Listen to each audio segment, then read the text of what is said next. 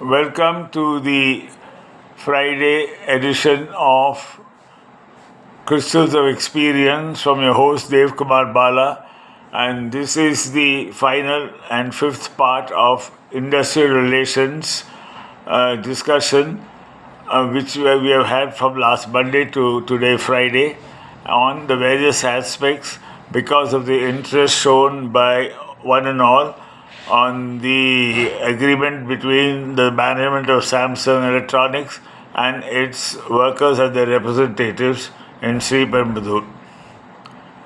A lot of people came and asked me, knowing that I have been around this business for nearly 5 decades, what exactly do they discuss about? And that is exactly the crux of what the final booklet with the signatures of the three parties and the stamp of the government of the state is contained with. Both parties have issues which they will not compromise at any cost. The management will insist on increase in productivity if they have to manage the payment of the amount now demanded by the workmen, and they have to ensure that they are able to produce that sort of amount so that the sales will also increase and the money will be available in the coffers. That is a no compromise situation, and without that, there is no agreement to be signed by the management.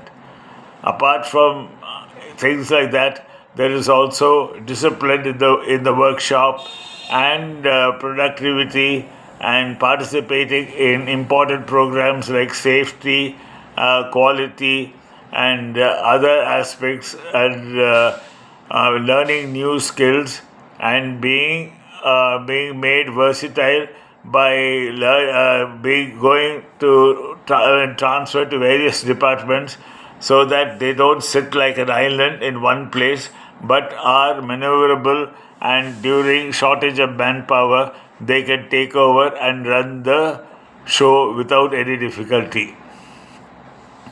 These are only some of the requirements of the management.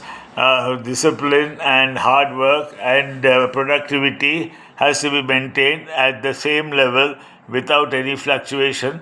And whenever any additional requirement because of higher demand from the customers, they should be willing to work beyond the normal hours and stretch themselves, even if required, on holidays so that the customer is not short of the product.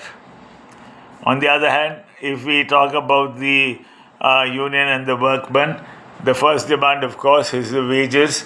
Secondly, the perks that they want, as I mentioned before, they need a generous medical allowance as well as family insurance and medical insurance and life insurance. Now, all these things are important aspects because of the lives we live.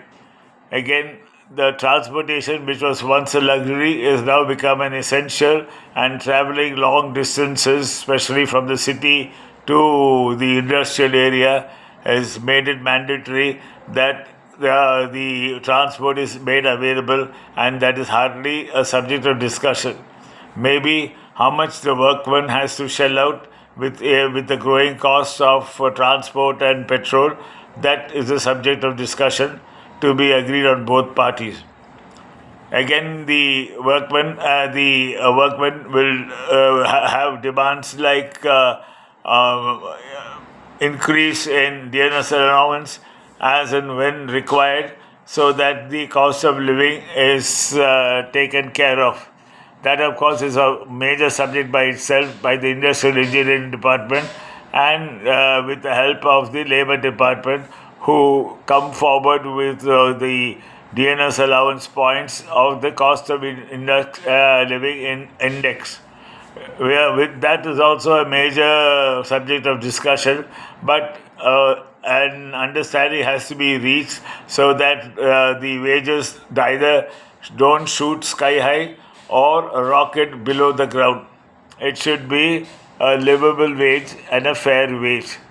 Apart from that, the workers would always enjoy and require education for the children, which is a smart thing to do by the employer, and find ways of engaging the family and also taking part in various welfare activities so that the children of the employees are encouraged and they have a fair share of recognition and rewards on that is a small but a huge tool of satisfaction for the entire family.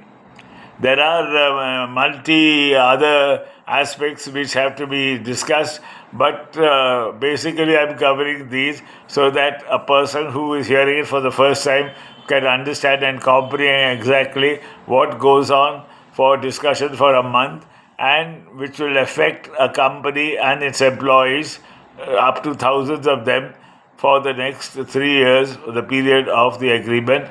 With that, it's goodbye to all of you and good luck to those who are in industrial relations. This is kumar Bala signing off.